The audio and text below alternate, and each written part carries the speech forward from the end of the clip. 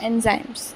Almost all enzymes are proteins, but कुछ enzymes कुछ nucleic acid भी एंजाइम की तरह बिहेव करते हैं. तो जैसे जनरली तो प्रोटीन्स ही होंगे, बट कुछ जो न्यूक्लिक एसिड्स हैं जो कि एंजाइम की तरह बिहेव करते हैं उनको बोलते हैं राइबोजाइम्स. सो मतलब राइबोजाइम्स एक इम्पॉर्टेंट वर्ड हो गया. तो ऑलमोस्ट एवरीवन इज प्रोटीन. कुछ न्यूक्लिक एसिड हैं जो एंजाइम की तरह बिहेव करेंगे, विच आर राइबोजाइम्स.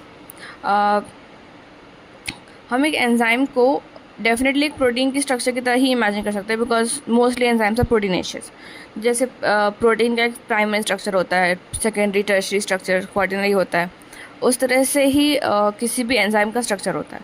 तो एंजाइम के पास एक प्राइमरी स्ट्रक्चर है, सेकेंडरी स्ट्रक्चर है, और फिर जो उसका टर्शरी एंड क्वाटरनरी स्ट्रक्चर होता है उसमें कुछ cracks and crevices like pockets type की बनी होती हैं उनके वूल लाइक स्ट्रक्चर में. मतलब वूल बॉल जैसा उनका स्ट्रक्चर ही हो गया, उसमें कुछ क्रेवाइसेस एंड पॉकेट्स बने होते हैं. उनमें से किसी एक पॉकेट को बोलते हैं एक्टिव साइट. उस एक्टिव साइट का काम ये है कि वो एक पॉकेट जैसी है, मतलब एक हॉलो बीच में गड्ढा जैसा है एक वूल बॉल में, उस तरह का इमेजिन कर सकते हैं. उसमें आके एक सबस्ट्रेट लग जाता है, मतलब उसमें आगे सबस्ट्रेट चिपक जाता है. उसके बाद वहाँ से वो एंजाइम उस सबस्ट्रेट को कन्वर्ट करके थ्रू केमिकल रिएक्शंस उसकी केमिकल रिएक्शन करके उसके बॉन्ड्स ब्रेक करते हैं और ब्रेक करता है और फिर जोड़ता है. उसके बाद फिर वो एक प्रोडक्ट में कन्वर्ट हो जाता है और फिर वो बाद में एक प्रोडक्ट की तरह निकलता है. तो एक्टिव साइट का काम ये है कि वो एक पॉकेट है जो सबस्ट्रेट को प्रोडक्ट में कन्वर्ट करता है, जहाँ पे मोस्ट ऑफ सबस्ट्रेट आके वहाँ पे लगेगा, वो है एक active site.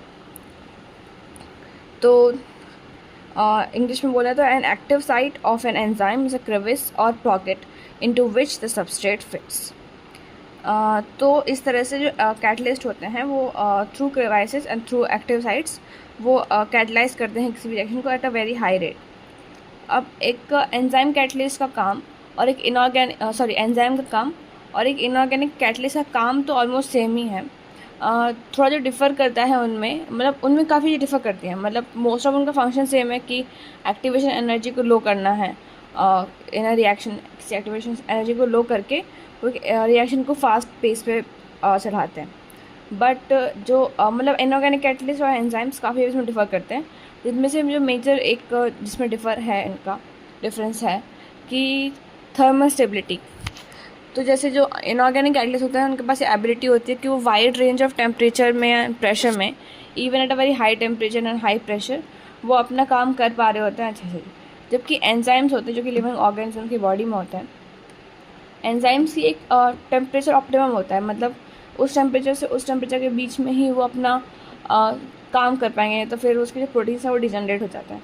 So for general living beings 40 degree centigrade से up temperature for an enzyme is not optimal. Like तो उसका जो अबव टेम्परेचर है, लाइक मैक्सिमम टेम्परेचर वो काम कर सकता है 40 डिग्री सेल्सियस है. बट कुछ ऐसे ऑर्गेनिजम्स जैसे जो हॉट वेंट्स में या फिर सरफेस स्प्रिंग्स में रहते हैं, जो कि काफ़ी लाइक नेचुरली काफ़ी गर्म जगह होती हैं, तो उनके पास जो उनके प्रोटीन्स होते हैं और उनके जो प्रोटीन्स एंड उनके एंजाइम्स दोनों ही थर्मली स्टेबल होते हैं, बिकॉज उनको तो अपना फंक्शन हाई टेम्परेचर पे करना है और फिर वो कुछ मतलब वो तो कहीं ट्रांसपोर्ट होकर जा नहीं सकते. तो वैसे कुछ छोटे छोटे माइक्रो ऑर्गेनिजम्स उनके पास उनके मतलब उनमें फिर उनकी प्रोटीन में वैसी थर्मल स्टेबिलिटी आ जाती है इन शॉर्ट. तो उनके पास जो ये एंजाइम्स होते हैं ज़्यादा थर्मली स्टेबल और फिर उनकी एक यूनिक प्रॉपर्टी हो जाती है थर्मल स्टेबिलिटी वाली. तो वो बस ऐसे ऑर्गेनिजम्स हैं जिनके enzymes at a high temperature काम कर सकते हैं.